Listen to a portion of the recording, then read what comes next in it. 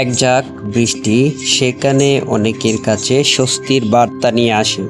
সেখানে ঠাকুরগাঁওয়ের হরিপুরে ৭৭ বছর বয়সী বৃদ্ধা আমুবালার কাছে সেই বৃষ্টি যেন বয়ে এনেছে কান্না আর অনাহারের ভয়। টানা বৃষ্টিতে ভেঙে পড়েছে তার একমাত্র রান্নাঘর।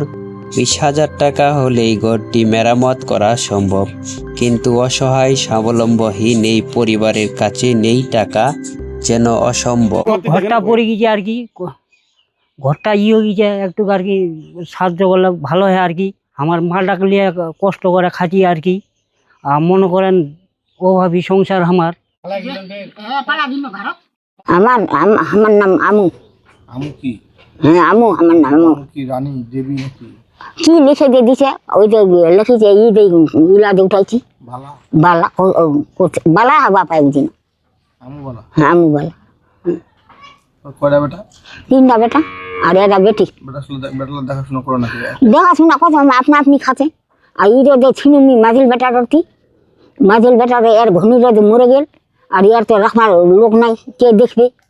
ওই নিয়ে শুনে বেটার ঘরতে এই বেটার ঘরে আসছে। হ্যাঁ, করে খেলবার লোক নেই। এই বয়সে তোমার এখন করে খেলেছে নাকি?